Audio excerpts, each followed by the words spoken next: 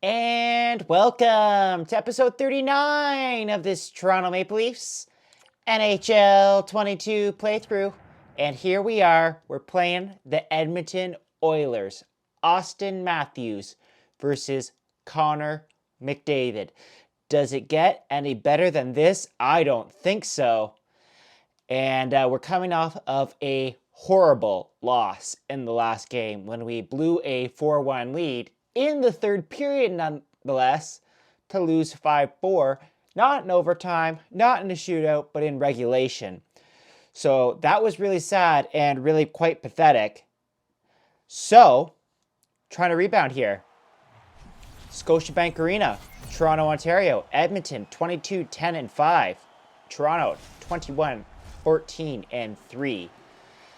We're still playing Austin Matthews and William Nylander together in the absence of Mitch Marner, who has post-concussion syndrome. Not going to do the real Sheldon Keefe move, which is to break up the line and play it on separate lines like he did in real life tonight against the Anaheim Ducks. Worked out for a little while, I suppose. They were up 3-1, as they so often are these days, and then blew that lead. They did win in a shootout. 3 power play goals tonight for the Toronto Maple Leafs, which was nice to see. Hey, there's TJ Brody muscling McDavid off the puck. Matthews can't beat McDavid there. Yeah, so kind of hard to say really whether or not the 3-line game was successful, considering all the Leafs goals were scored on the power play. Here's Bunting working around. Backhand shot there on Mike Smith, and he'll hold on. Yeah, but it is nice to see the different combinations that Sheldon keeps putting forward. Kasha took the spot of Nylander on that top line, or Marner on that top line. Marner dropped down and played with Tavares, which was a flashback to the Mike Babcock days of the Toronto Maple Leafs. Oh, here's Kerfoot. He's got step. Kerfoot in. Gets a shot. The rebound, Tavares, who struggled in this series. Can't pick it up. There's Nick Ritchie. He's playing on the top 6 in this series. Healthy scratch in real life. And he's owed money next year, I believe. 2 or 3 million, 3.5 million. Not a great signing, to say the least. I wonder if maybe somehow the Leafs will be able to dump him somewhere at the deadline. Hard to say. Here is the aforementioned Nick Ritchie. And he'll get it in behind the net for Kerfoot. Kerfoot in front to Nick Ritchie, and he scores. Nick Ritchie, his 10th goal of the season for me in this series. Beautiful setup there from Kerfoot, and it's 1-0 for your Toronto Maple Leafs. Perfect. Nick Ritchie just got a little bit of separation there and was able to put it past Mike Smith. I guess Mike Smith's got great numbers in this game. Mike Smith has, of course, struggled for the Edmonton Oilers this year. Although the Edmonton Oilers, they're playing a little bit better now. They are not on their crazy losing streak. Speaking of crazy losing streaks, I saw this today. The Philadelphia Flyers have lost 13 games in a row, which is kind of unbelievable. What's even more unbelievable is they're only like a point out of last place in their division. So the Metro is definitely not as strong as it used to be. Here's Mcdavid with speed. He's poked there by Mike Smith. Great play. Love the speed from Mcdavid. Yeah, all the top teams in the East are in the Atlantic Division. Florida, Tampa, Toronto. I think I talked about it in the last episode where I was saying that Toronto's got to step up their game, because if they don't win the division, they're going to have a tough matchup in the first round. And then everybody's going to make comments about them not being able to get out of the first round, even though the matchup in the first round is probably like should be a conference final. There's a turnover, and it's Kyle Turris scoring. He doesn't score very often. The last time we played the Edmonton Oilers in this series, Devin Shore had a hat trick before Connor McDavid scored the winner. So we have the third and fourth liners scoring against us whenever we play the Edmonton Oilers, apparently. Let's try and get it back right away. We did not generate nearly enough offense in the last episode. We only had 15 shots for the entire game. The Engvall! The shot. Simmons was there for a rebound. We played solid defense in the last episode as well, except for that third period when we allowed 4. on 13 shots. Really wasn't happy with that effort in the third period. Neither was Bald Sheldon Keefe. He gave it to the troops after the game, said, we got to stop doing this. We can't be the Toronto Maple Leafs of the real world. Oh, there's Spezza getting leveled. How is that not a penalty? Probably because we never get a power play in this game. It's kind of ridiculous. I've turned CPU penalties way up. Still can't get a power play. It's a bit of a joke. Oh, nice block there. Superstar difficulty is challenging, I'm not going to lie. It's way different than All-Star difficulty. Here's Nick Ritchie stopping up. Looking for a man. Does he have any help? No, he doesn't, because Tavares is just going to stand there at the line like a dummy and not go to the net. And there's Shore. Hat-trick in the last game we played against the Edmonton Oilers, like I already said. Evan Bouchard, Clefbaum. Is Clefbaum still on the Oilers? I don't recall seeing him the last time the Leafs played the Oilers. That being said, there's lots of COVID issues the last time the Leafs played the Oilers. Fortunately, that's pretty well done and over with for the Toronto Maple Leafs. The only two players not to have COVID for the Toronto Maple Leafs are Austin Matthews and Michael Bunting. So hopefully Matthews does not get it at some point. Would hate to see him come down with it. That being said, he has already had it, so maybe he has the antibodies still that allowed him to fight it off this time. Who knows? Everybody comes up with these different terms regarding COVID, and I'm just kind of tired of talking about it. So let's get back to hockey here. Yeah, the first thing that I thought of when I saw that the Philadelphia Flyers had lost 13 in a row was, hey, I wonder if they're going to make James Van Riemsdyk available at the trade deadline, and I wonder if the Toronto Maple Leafs would go after him again. Remember, JVR was listed once upon a time as one of the 100 greatest Toronto Maple Leafs of all time. There's McDavid with a nice shot, which is kind of hard to believe. McDavid, get it out, Hall, get it out. Yeah, obviously that was before Mitch Marner, Austin Matthews really burst onto the scene. Nice play there by Matthews. He's around. Can't get the shot away. So obviously JBR probably is not in the top 100 Toronto Maple Leafs of all time anymore.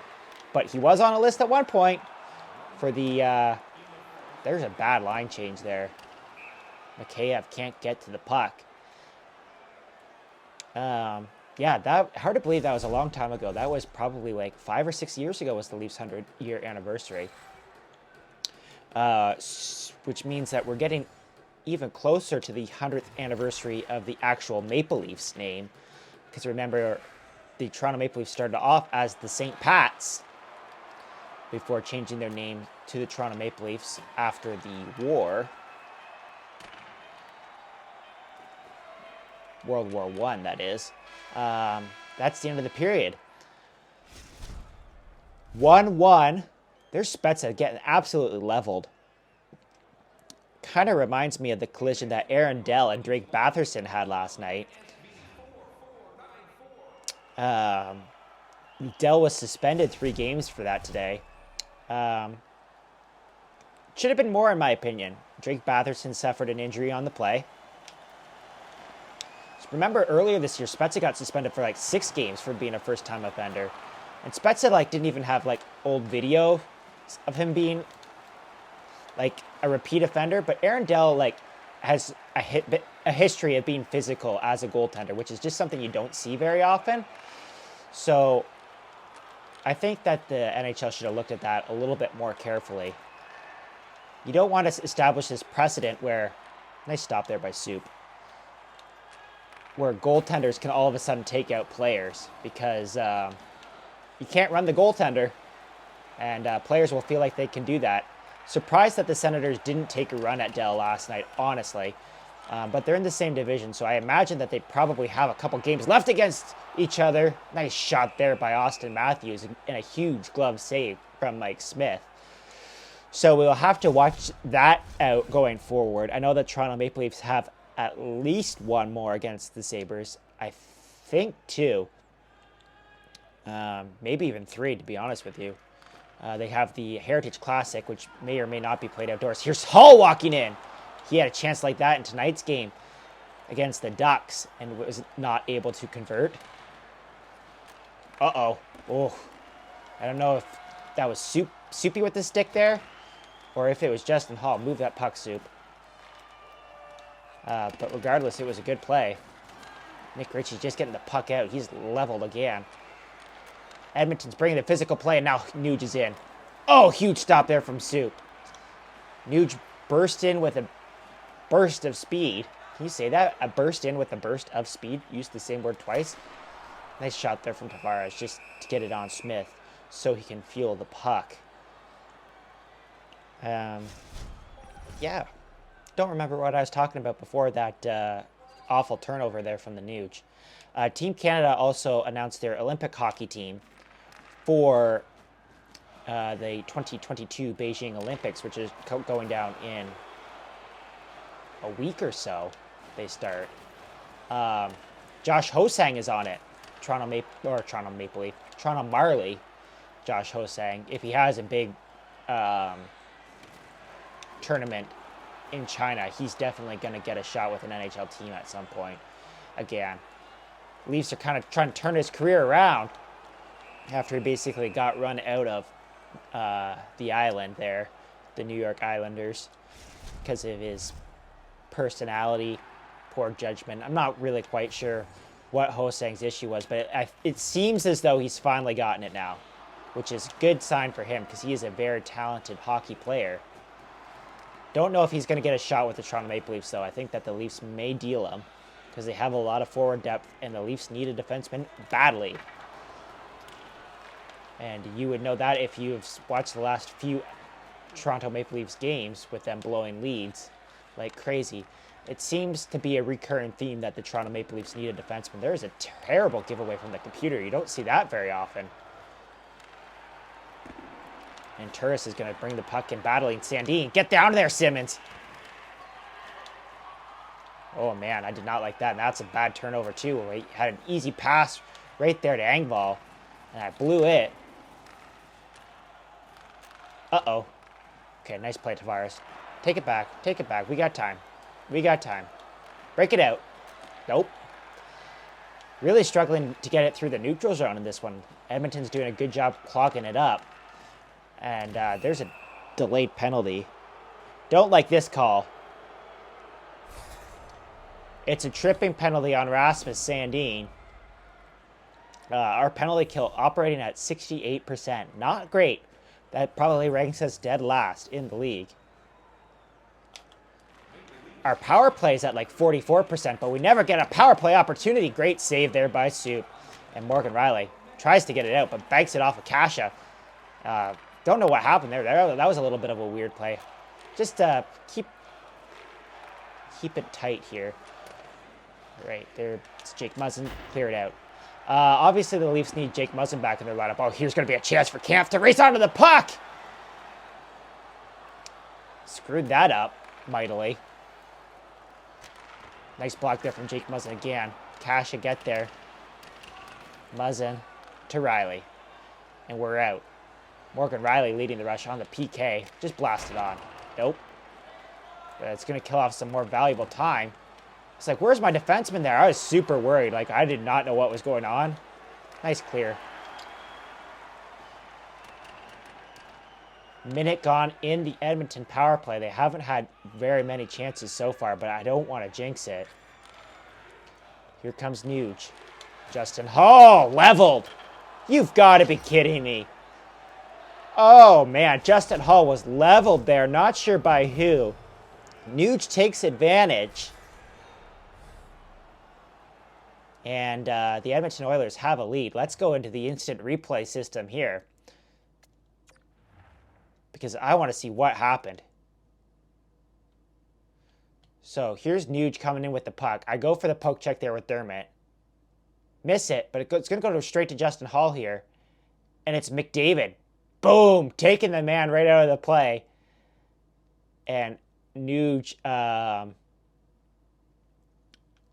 yeah, Nuge buries the chance. This is not what McDavid is known for. McDavid is not known for the physical play. But we got to get a good thumbnail here for this episode. I'm very bad at centering the thumbnails. But We could call this episode, "This is not what McDavid is known for."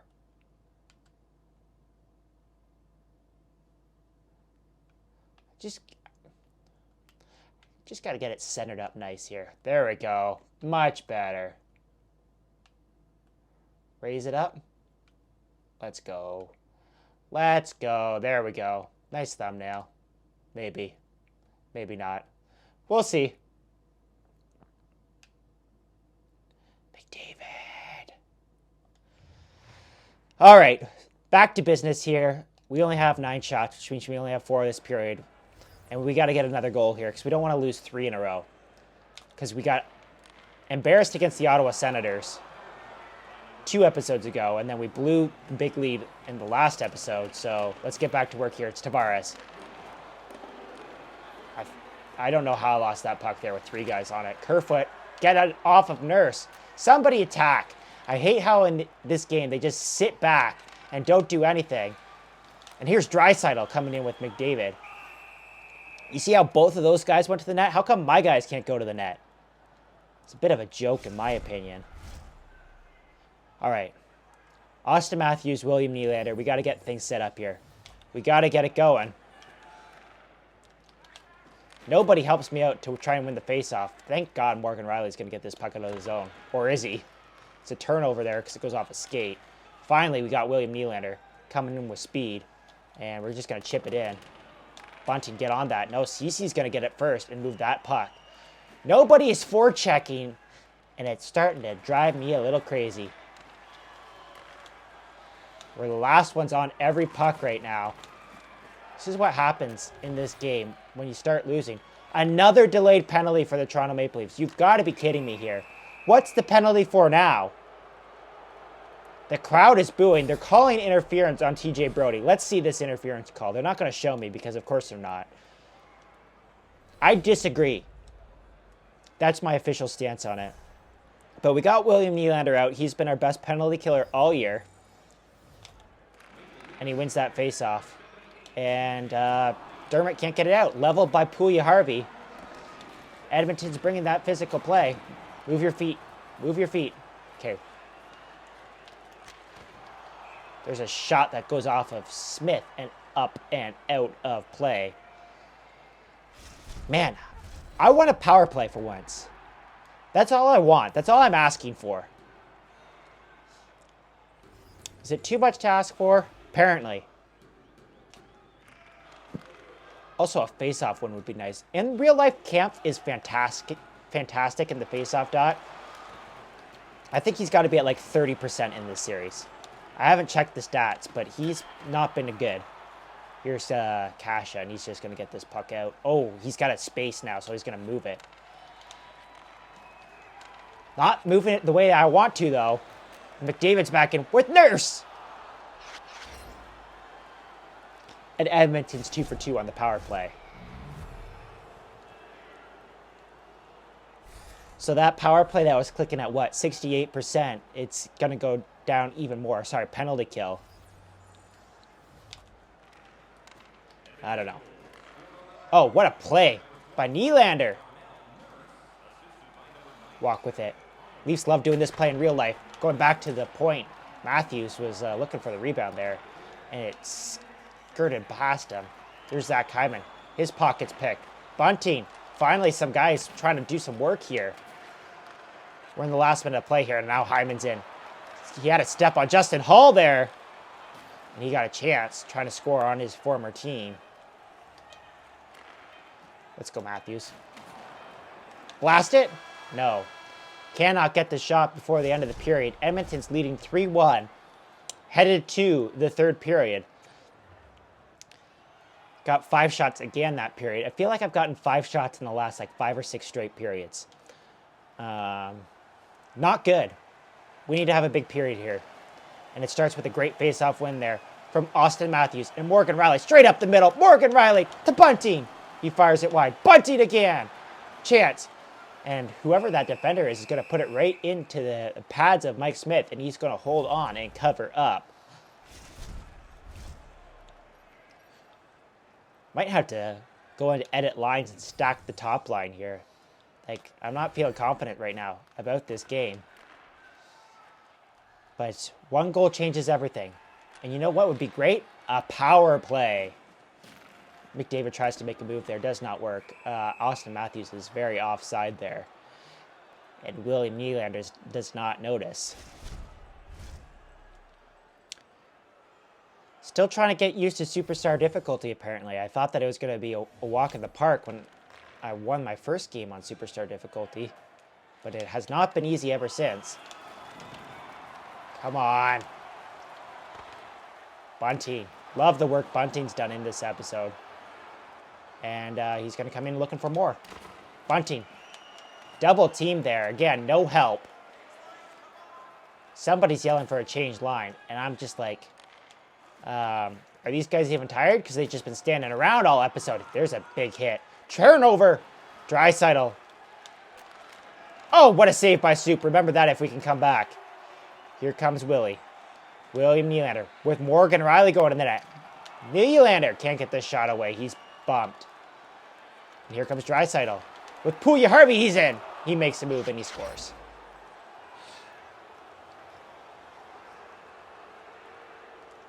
Not liking this.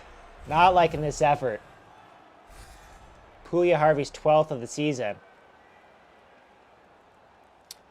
And we're down 4-1. Remember, in the last episode, we blew a 4-1 lead. So maybe in this episode, we'll come back from a 4-1 deficit? I'm not liking my chances, especially the way that I'm playing right now. You know, I didn't like the way that I was playing when I first switched to All-Star difficulty, and then we figured it out. So I'm hoping that it's going to be the same way here with Superstar difficulty. We'll figure out the trends and how things work here. Here's Kerfoot. He has an assist in this one. I like playing behind the net game, but has not worked well since I have switched over to the Superstar difficulty. Here's Muzzin. Like, not even close. Kerfoot gets around. No. Kerfoot and Richie have been the best Toronto Maple Leafs in this episode by far. And it's not even close. Here's Kerfoot. Come on. At least we had a steady forecheck there. I like that shift. That was a good shift. Let's try and build some momentum off of it. If we don't, I hate that. Another terrible line change. Oh, man, that's infuriating.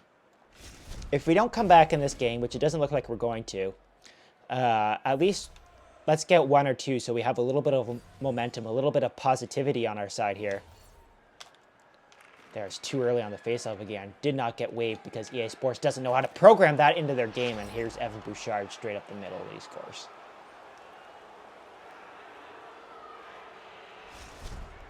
This is pretty devastating, folks.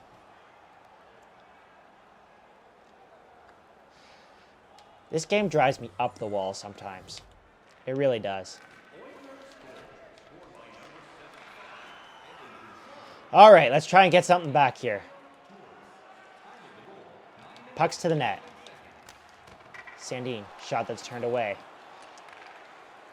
It's one and dones for us because we can't forecheck. Dumping pucks in, turning them over. Mcdavid! No, cleft bombs there. Great defense from the Edmonton Oilers. There's another penalty. Oh, another tripping call.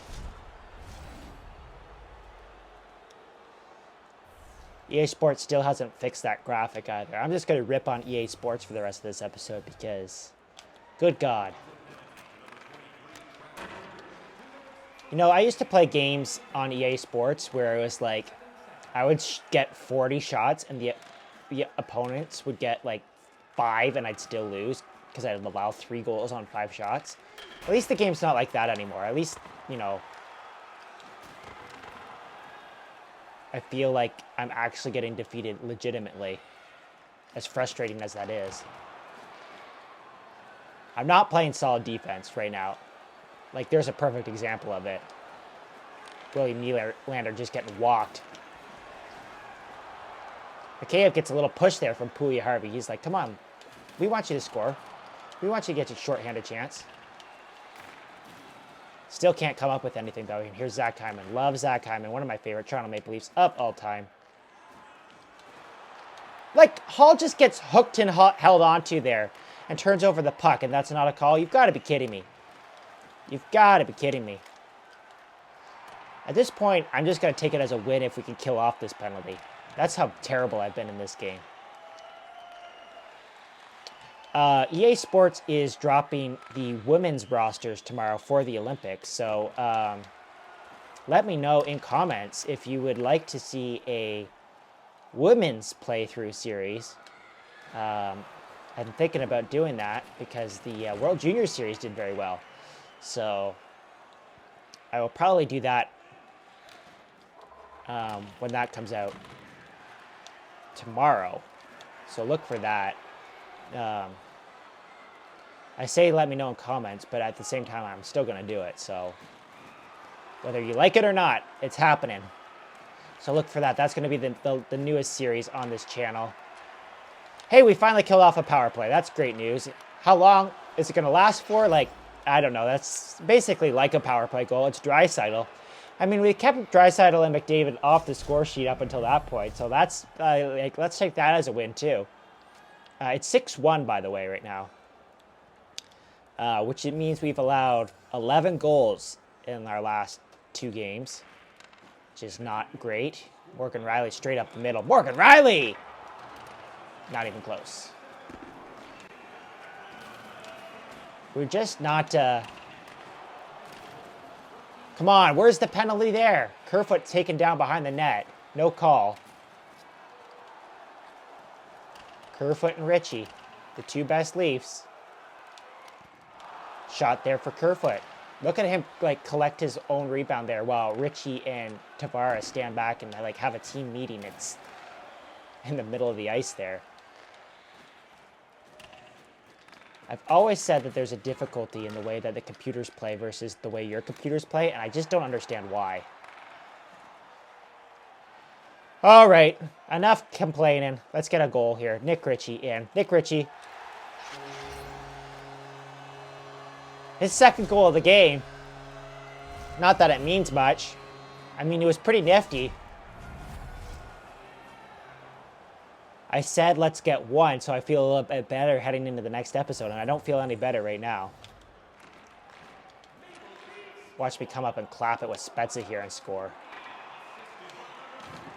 Oh, nice play, Simmons. Nice play. Cut Spezza? No. Knocked off the puck. I'm almost tempted to just pull Jack Campbell. Come away with the puck, Morgan. The frustration mounts, folks. The frustration mounts. Every single chance they get, they're coming away with the puck.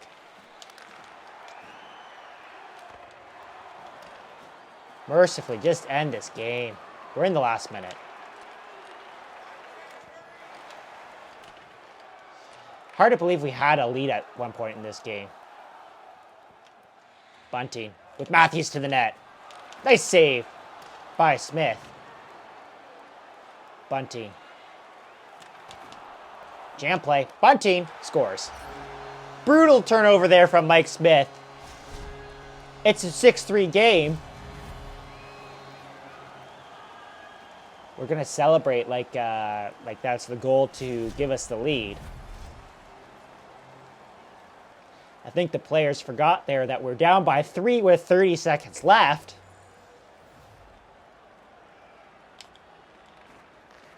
I'm not mad. I'm not mad. I'm not mad. I'm not. Might as well get 4 goals. Losing 6-4. Makes our goal differential look better.